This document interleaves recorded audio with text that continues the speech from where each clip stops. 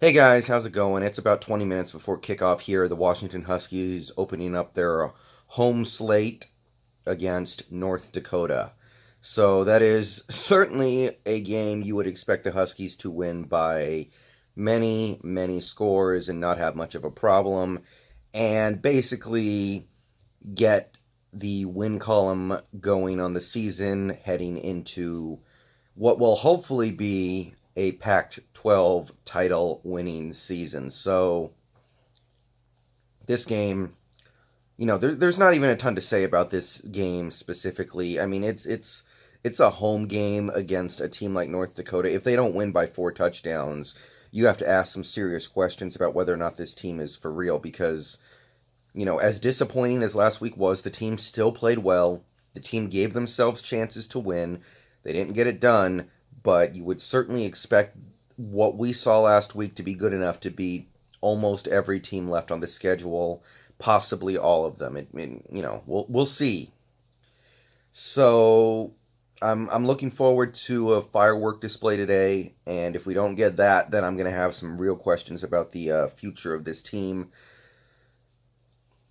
But there's some other stuff going on with this squad right now, this Washington Husky squad. So we got word this week. I had no idea things were this bad. Trey Adams probably going to miss the season.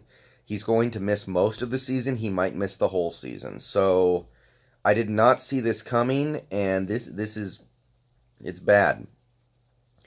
Trey Adams might have been our best player. I mean, people can say that maybe Jake Locker is more important to the team. Myles Gaskin produces more. We have studs on defense. Obviously, you can debate it, but Trey Adams was a dude who I expected to be a top 5 draft pick next year, and to hear that we're not going to have him at all, and having watched the game last week where our offensive line did not play great. They played okay, but you definitely noticed the absence of Trey Adams.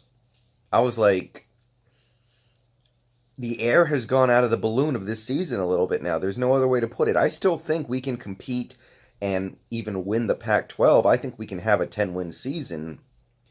But look, guys, we have a few seasons worth of pretty strong evidence that Jake Locker, Freudian slip, Jake Browning is as good as his situation. Okay? I mean, he's a good quarterback. He can run your offense. He can play great football. He's good, but what I saw last week did nothing to change my mind. He is as good as his situation. So if you give him an elite offensive line and John Ross and Dante Pettis at wide receiver, he's going to compete for the Heisman like he did 2 years ago. Last year we took away John Ross, and he struggled a little bit. He wasn't great. He was good. He just wasn't great. And this year we take away both those things. It's, still up in the air to whether or not we have replaced those guys. I like some of the guys we have at receiver, but who knows? And now I'm hearing about this offensive line might not be the behemoth offensive line we were expecting. I'm like, how are we going to get a Heisman caliber season from Jake Browning now? The situation has gotten much worse for him now, and I believe that Jake Browning is as good as his situation. So, again, I mean, last week kind of already confirmed to me that we're probably not going to compete for any kind of playoff spot or, college football championship, but it's not good. It's not good. So I'm down about that. That's bigger than this game even, but I am going to watch the game. I'm going to watch all the games this year. I'm going to see what we do, but this is a blow.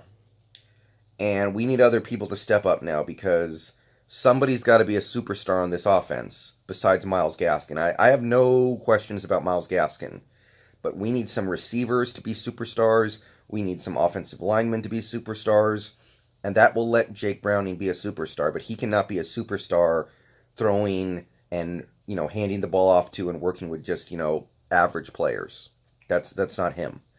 All right, I'll see you guys after the game. Bow down to Washington. Let's get this win and go to 1-1.